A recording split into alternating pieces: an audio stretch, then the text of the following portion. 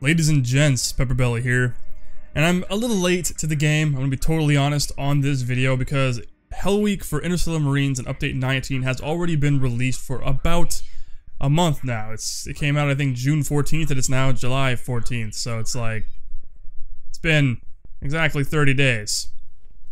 So, my apologies. However, I have a legitimate excuse. I was attempting to grab some solid footage because it is actually very difficult to get good footage in this game type. And the reason why is because of how massive the environments are and how rarely you'll actually encounter another player. And when you do, it's either really quickly resolved with you dying or you killing that individual. And it's like a very quick, uneventful moment.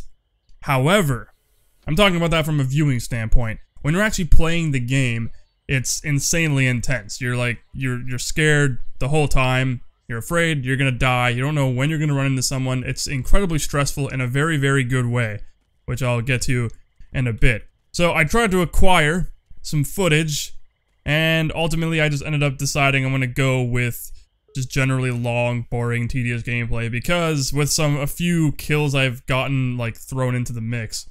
Because unfortunately the servers run on very specific times. So it's like there'll be countdown timers when you start up Interstellar Marines and you go and look at the servers. You'll see that the next one, say US East or US West, they'll be available within 3 or 4 hours. You have to wait until they're available and you can join them, and then people queue up and they join as well, and there's a 20-minute grace period after everyone initially joins that people can join in when it's already kind of running. So that people have been running around for 20 minutes and you can join in within that 20-minute period, and you're kind of at a disadvantage because you're not going to be able to find some of the crates that you need faster. Some people will be ahead of you in score. And essentially the way Hell Week functions is you spawn in and there's 3 main crates you have to basically acknowledge and seek out. One of them is green. This contains magazines for various weapons. You start off with a pistol. It's a simple 15-round mag that you have, so you have no extra ammo for that weapon. It's using the SMG model without a holographic sight on it, so it's the same machine, or it's the same submachine gun model. It just has a different sound. It's a 15-round, and it only fires semi-automatic. Eventually, they're going to get a pistol weapon model in place sometime in the future, and of course they're going to add a lot more to Hell Week, which I'll get to in a bit.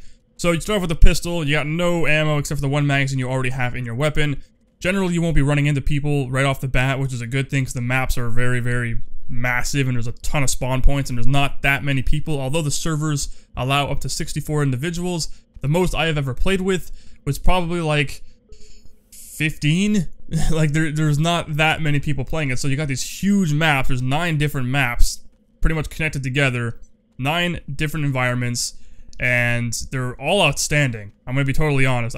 My mind was blown. I'm like, these environments are cool, they're interesting, and they're crazy. They're really out there, and I'm gonna start talking in depth about things. I'm trying to keep this relatively organized and how I'm gonna structure my content throughout this video, or the topics.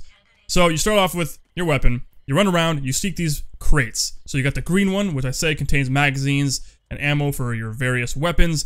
You got the most important ones I would find to be the yellowish orange kind of multicam.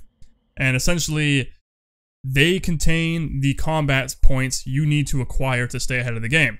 Combat points are critical for success, because if you survive for a prolonged period of time and you haven't gotten shot or killed, then what you need to do is get combat points, because if you have the least amount, players start being eliminated by those who have the lowest. So if you have the lowest one, it'll tell you you're next up for elimination. So if you keep running around trying to find these crates and you manage to collect them and beat the guy who's above you, that person will be eliminated instead if he can't acquire combat points either. So that's a very important thing you need to address. And you need to find these combat points. It's critical, absolutely critical for success. In addition to that, if you kill a player and they have combat points, you can actually pick up their rucksack that falls on the ground, and it'll give you all their weapons, all their ammo, and all their combat points. So keep that in mind. That's kind of important. And the last crate you can pick up is just all black, and that contains weapons. So either you get the submachine gun or the assault rifle. Now, as you're seeing right here in this gameplay snippet, There is a very specific bug that's absolutely infuriating, and I encounter it all the time, and it's game breaking. It's like the most anger inducing bug in the world because it's gotten me killed, and it's just, it puts you at a disadvantage. And what that bug is what you were just seeing. You can't open crates. Some crates just won't open, or you'll be able to open the crate after several attempts, but you won't be able to pick up what's inside the crate. And this is most prevalent with weapon cases. It's infuriating. It's like, oh, I want to pick up this assault rifle I found right up. Oh, wait, no, I can't. And no matter how many angles you try to attack it from, because sometimes it'll depend on where you're positioned. It's like you try all of these different positions and you just give up and you're like, hey, screw this. I'm like staring at this crate too long. It's distracting me, and like it's happened to me many times. People will come up behind you and shoot you in the back, and it sucks. And that's not what you want. So that's the only real game-breaking bug I've actually encountered in Hell Week, not so much anything else. It's just the crates. They're annoying. And some of them are even located in areas you can't even access, like a trailer or a crate like this, like the containers. And you try to, and the door's open, and you look inside, and there's a weapon crate in there. It's black. You're like, holy crap, I want to go get this. But you can't fit through the door. Interstellar Marines are insanely overweight, and they cannot fit through this tiny door. So it sucks. Things need to be addressed, obviously, and this is just like the first or second iteration of Hell Week, so they still have a long way to go. Like, for example, they want to include the CTRs, the combat training robots. Eventually, they're going to be patrolling and just roaming around the environment as well, so players themselves will not be the only threat. There will be actual environmental factors at play that can seriously hinder and or destroy your ability to actually survive, which is excellent. I can't wait till that's actually implemented, because having to basically run around the environments all the time, stressing out about where somebody is, and there's nobody around, and there's like 8 people in the server, it's, you know, there is that element of like, because you never know, you know, you really don't know. And at times you'll think you're really alone, but then suddenly you'll hear footprints, and you're like, are those my footprints? I don't know if they're my footprints. And then you'll stop, and then you'll hear them, and you'll be like, okay, they're not my footprints. And you'll be like going around searching for this guy, and it's very stressful. And then you'll find them, and it's like this crazy encounter of like, holy shit, you're trading shots with one another, and it's freaking terrifying, because this is a one-life scenario. If you're out for good, and you don't want to be out, because Hell Week is incredibly boring once you die immediately, because then you're just sent back to the main menu, or you can spectate, and it's like, oh, well, there you go. My Hell Week was very uneventful, and that's not what you want. You want to survive, so you want to kill this person. It's this really fun level of stress, and if you've played anything like this before, and a perfect example would be the Battle Royale mod available for Arma 3. It's essentially the same thing. It's like you're put into this environment, but it works very, very beautifully within the context of the Interstellar Marine world, the lore. Because the way Interstellar Marine is, the lore behind it, like specifically what we're seeing here, this is a training environment. So you're using taser rounds. You're Interstellar Marine candidates. You're not technically Interstellar Marines yet. You're a candidate for the program to become an Interstellar Marine. It's like saying you're not really an operator until you've completed like the selection process and training to become a Delta Force operator or a Navy SEAL or whatever, right? It's the same kind of idea there. So this is part of the training, and they call it Hell Week because they're taking it from the idea of essentially Navy SEALs training when they go through Hell Week, which is like they spend 4 hours, they get 4 hours of sleep the entire week, and they're subjected to like crazy conditions the entire time and put through the turmoils and all kinds of crazy shit. It's nuts. You can easily go look up what Hell Week like is for Navy SEALs. So that was kind of their idea behind it. They wanted to create a survivalist kind of thing that you have to like scavenge for supplies and survive in these harsh environments.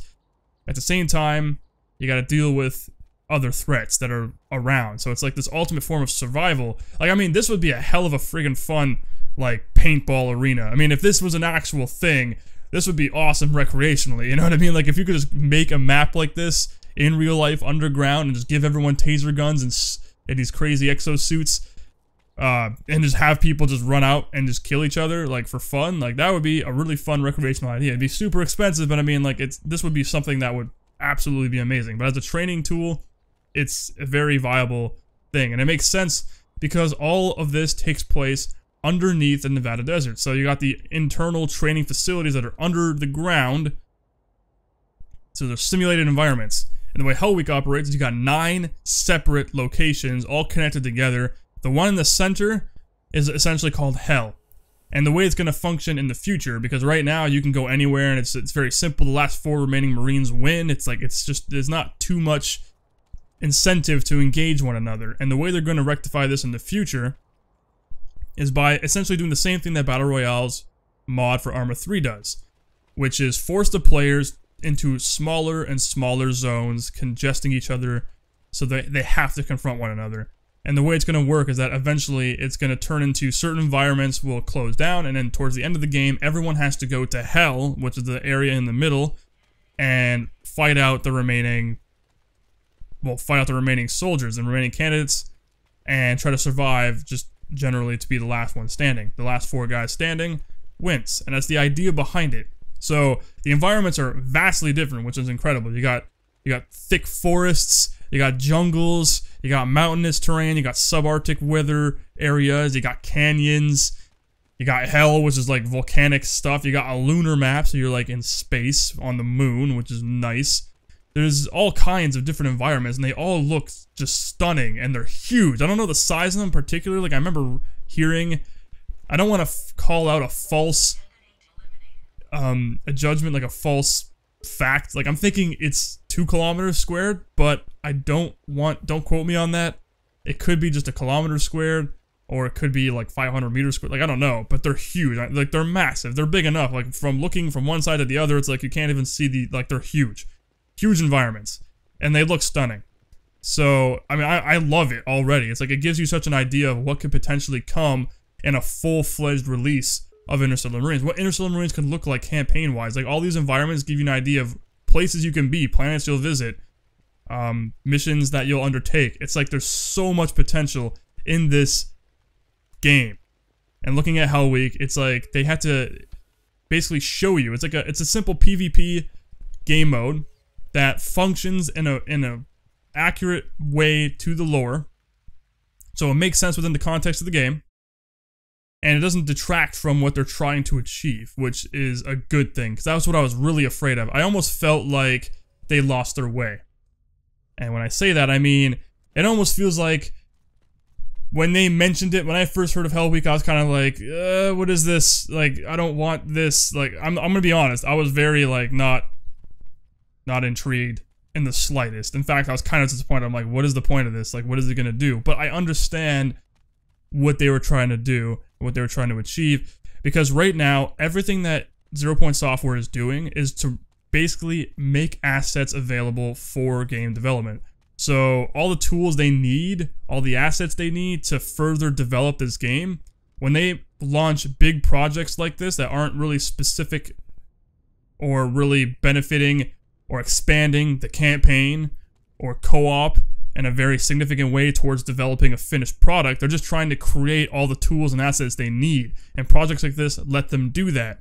For example, if you look back at the Neurogen incident, that gave them the ability to figure out how to actually properly make giant levels, big co-op missions with multiple different sections and areas that need to somehow seamlessly connect together without causing too much of a performance hindrance. They had to figure that out.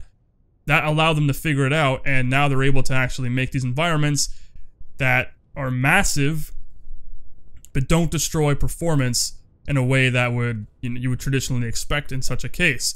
So it's like that's kind of what they're doing right now, and as I said many times with this video, it makes sense for the context of this game having this particular training mode, this particular game type for PvP. The game isn't trying to focus on PvP. Right now it is, because that's the easiest way to entertain you while they develop the game further.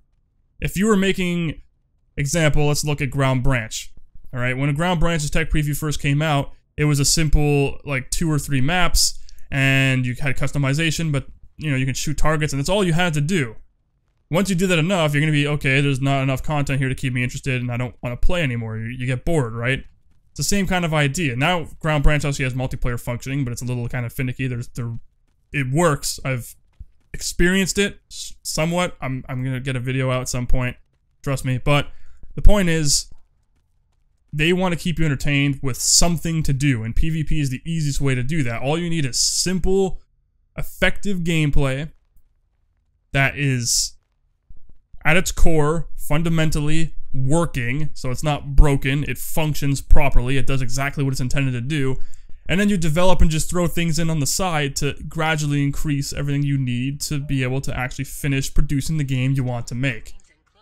Now, I personally feel like development is really slow paced right now. Like, I feel like the progress hasn't been like that staggeringly fast. It feels like it's kind of like, you know, it's taking its time. Like, in a year, it doesn't seem like we'd be that much more ahead.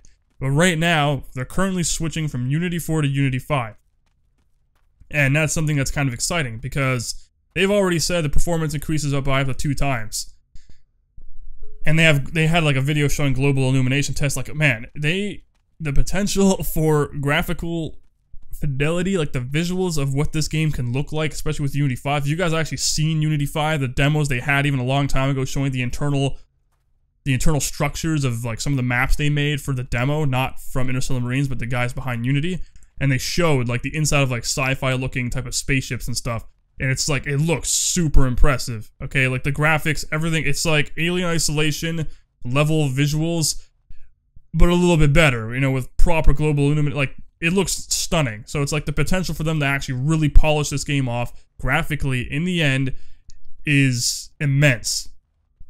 Absolutely immense. And honestly, I really wish I was a super rich individual, because if let's say if I won the lottery, I'd hands down give millions of dollars to 0 Point Software. And I give millions of dollars to a couple of other indie studios that I truly believe in as well, because I think the potential for these games are massive. It's just the fact that they don't have the funds and the manpower to really produce the game as quickly as most people would like. Like, I want this game to be finished. Like, I wish this trilogy was already done and I can just play it and be like, oh my god, best sci-fi, deep narrative, tactical shooter experience ever. Like, that would be, like, fantastic. I would love to play that. But unfortunately, we're a long ways off from even finishing Prologue, and Prologue is what they're working on right now, which is the training of becoming an Interstellar Marine. It's an entire story arc that they're trying to give the player to experience, because there's a lot within the world of Interstellar Marines. And there's another person who actually made a YouTube video that talked about the story of the Neurogen incident, and it's like, you don't even really realize how in-depth the Neurogen incident is. Like a minor little like co-op demo thing that shows you like, okay, this is what we're trying to work on, this is an example of what's going to happen in the future. But like the narrative in that story alone, I didn't even know. Personally, I didn't know. But this individual, I can't remember the name right now, made a YouTube video talking about the lore of Interstellar Marines. He talked about it, and he gave it was a fascinating video. It was very well edited, very well done, and it's like, it just shows that even with just what you've seen there, the story and the depth of the narrative is just like, it's incredible. It's mind-bogglingly like insane how much there actually is in such a little mission. Like how much there's actually there. So the potential, as I've said many times, is immense. And unfortunately, like, I really wish there was another way that 0 Point Software can fund their development, because right now I feel like, unfortunately, their Kickstarter failed, which to me is bullshit, because there are many other games that succeed and turn out to be crap. And one of them I very specifically talk about all the time is Takedown Red Saber. That was funded up the ass, and it was a very disappointing game on release. And I've said it many times, Interstellar Marines in its current state is already far exceeding what Takedown ever accomplished in its final release. Yet that gets funded, this doesn't. Same with Ground Branch. Ground Branch was had a Kickstarter around the same time as Takedown, and they didn't succeed either. But now they're here. Now both Takedown and Interstellar Marines, or not Takedown, now Ground Branch and Interstellar Marines are currently in early access, or Ground Branch is going to be in early access soon. You can support them and download the tech preview and all that stuff off their main website. And it didn't succeed, but now they're doing amazing. So it's like, those games are actually showing promise and real potential. So I don't know. I mean, this kind of went off track. I was talking about Hell Week, and then I started just talking about 0 Point Software and development in general, but that's essentially what Hell Week is. So I guess I'll have to like make this a generalized video versus just being just about Hell Week, because they're going to be coming out with a new update soon, update 20, which should have Unreal or Unity 5. Once they have Unity 5 in place, things should be looking far more interesting.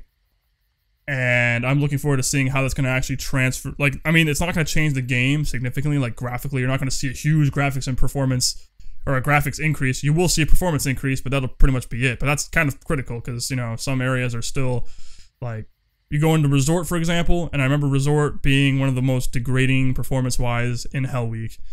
So, I mean, I can't wait to see what happens with this game. I would just like to see it develop faster. Sure, anybody would, right? Everybody wants to see their games, their most beloved games, come into fruition and not have to wait to experience it in its full glory.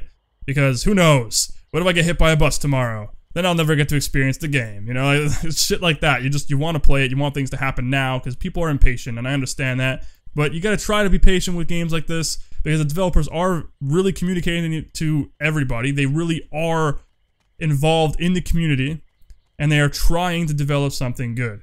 And that to me is absolutely critical for development of small indie games on lower budgets, trying to use crowdfunding as a source of income to develop their game. I think that's absolutely critical because it shows that you're there and you really do care. Versus a lot of other companies that just, you know, don't really seem to, you know, they get all the money they need and they're just like, I don't care what you say, I'm doing my own thing. Perfect example would be Ubisoft and Rainbow Six Siege. Perfect example. But that's besides the point. My name's PepperBelly, thank you guys for joining me today. Very boring gameplay, I know.